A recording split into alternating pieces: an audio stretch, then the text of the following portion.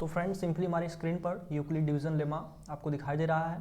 पहले स्टेटमेंट को हम ध्यान दे लेते हैं। लिखा है for given positive integer a and b there exist unique integers q and r satisfying this ये यहाँ पे कामा है, ठीक है। ये कामा है, मैं ठीक से कर देता हूँ, कामा को ठीक से कर देता हूँ मैं। ये यहाँ पे कामा रहेगा। ये 0 लेस देन इक्वल टू पढ़ते हैं, इसको बच्चे कंफ्यूज होते हैं कि इसको क्या पढ़ते हैं। तो 0 less than equal to r less than b. अब बात आती है कि ये सब इसका का मतलब क्या है। देखिए पहले तो मैं आपको पूरा बता देता हूँ कि इसमें ए क्या है, बी क्या है, क्यू क्या है, आर क्या है, बाकी कामा आप यहाँ पे लगाए रखिए, ठीक है। बात समझ रहे हैं आप, कामा आप यहाँ पे लगाए रखिए। बाकी हम बता दें कि वेयर आप पहले लिखिए where a is equal to b is equal to q is equal to और हाँ इतना पहले और आर इज इक्वल टू, ठीक है। पहले ये बताता हूँ, ए जो है वहाँ पे वो डिविडेंट है। क्या है? ए जो है वो डिविडेंट है। क्यू कोसेंट है, क्यू फॉर क्यू सॉरी ठीक है। क्यू क्या है? कोसेंट है। बी जो है डिविजर है। क्या है? डिविजर। और आर क्या है? रिमाइंडर। आर क्या है आपका? रिमाइंडर। अब बात करते हैं बी। अब इसको प्रैक्टिकली मैं आपको भी समझाऊंगा एक छोटे से एग्जांपल से। तो आप स्क्रीनशॉट लेना चाहें इस चीज़ का तो ले सकते हैं, जो भी आप लेना चाहें ले सकते हैं। अब बात आती है कि इस कंडीशन का क्या मतलब है। इसको अगर कोई प्रैक्टिकली समझा दे तो काम आसान हो जाएगा। यूक्लिड डिवीजन लेमा जो हमारा ये थ्योरम है उसका मेन मतलब क्या है। देखिए लेमा या कहे या एल्गोरिदम कहे, बात एक ही है। क्यों? क्योंकि जैसे होता है नाम ना कि एप्पल का मतलब तारा भी होता है और एप्पल का मतलब सेब भी होता है, लेकिन जानते कम लोग हैं कि तारा होता है एप्पल का मतलब। तो ये अभी पहले आप इतना समझ लिए। अब चलते हैं नेक्स्ट पे, आपको एग्जांपल से मैं बताता हूँ कि इस इतने चीज़ का मतलब क्या है और ये थ्योरम क्या कहती है। जैसे मान लीजिए ये हमारा चल रहा है समझने का प्रोसेस।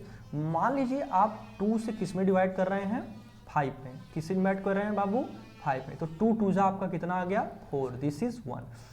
अब देखिए ये क्या कह रहा है, और इतना याद रखिए आर फॉर रिमाइंडर है और बी फॉर डिविजर।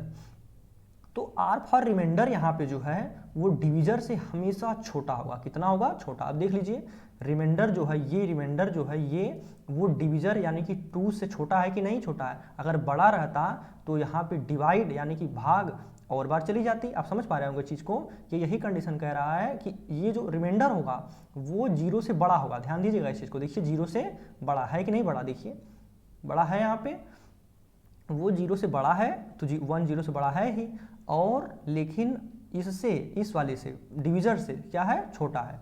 तो इस चीज़ को अगर आप समझ गए हैं तो बहुत अच्छी बात है। अब यही कंडीशन कहती है, अब ये आप समझ गए, मुझे लगता है आप समझ गए होंगे। अब बात आती है कि तब ये क्या कहता है, ये स्टेटमेंट क्या कहता है। ध्यान से देखिएगा। डिविडेंट का मतलब ये बीच वाला। कलर में चेंज कर लेता हूँ, थोड़ा सा कलर में क्या कर लेता हूँ? चेंज कर लेता हूँ। ये जो बीच वाला है वो डिविडेंट है। मैं एक बार ऐसे एरो भी बना दूँ। देखिए ये ए है। क्या है? ए। और ये वाला जो है नीचे वाला वो क्या है? आर है। क्या है? आर। अब मैं दूसरा कलर ले लेता हूँ, ठीक है। और ये जो है ये 2, वही मैं सब मिटा दूंगा, घबराइएगा मत। ये 2 जो है वो डिविजर है। डिविजर का मतलब ये बी, और ये जो है ये वाला 2 जो है बाबू ये है आपका क्यू। तो ये चीज़ आप समझ गए होंगे, अच्छी तरह से रिलेट कर पा रहे होंगे कि अब क्या करना है। तो अब हमको सिंपल क्या करना है, कुछ करना है नहीं। सिंपल हमको क्या करना है कि बस जैसे ये दिया हुआ है इस फार्मूले पे हमको रख देना है। तो मैंने जैसे पहले शुरू में ही आपको बता दिया था कि ये डिविडेंट है। जो डिविडेंट का मतलब कि ये बीच वाला दिस इक्वल टू। अब हम चेक करेंगे कि सेटिस्फाई हो रहा है कि नहीं, उसकी मैं बात कर रहा हूँ। ये क्या कह रहा है मैं वो बताना चाहता हूँ आपको, ठीक है। तो ये बीच वाला इज इक्वल टू क्या करना है हमको? बीच वाला is equal to b for कौन था? ये डिवाइजर वाला टर्म। तो 2 हो गया इनटू क्यू फॉर यहाँ पे कोसेंट है। तो कोसेंट यहाँ पे क्या है बाबू? 2 लिख लिए।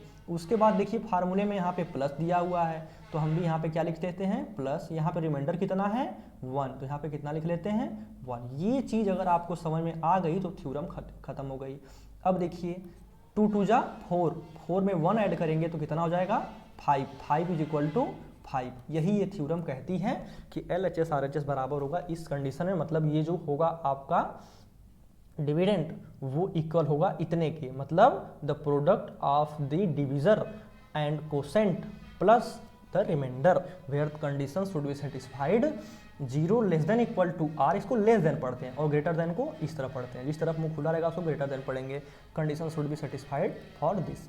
अब अगर आप चाहें तो एक एग्जांपल और मैं बता दूंगा, थोड़ा सा बड़ा ले लेता हूँ उसको, ठीक है, उसको क्या ले लेता हूँ, बड़ा ले लेता हूँ।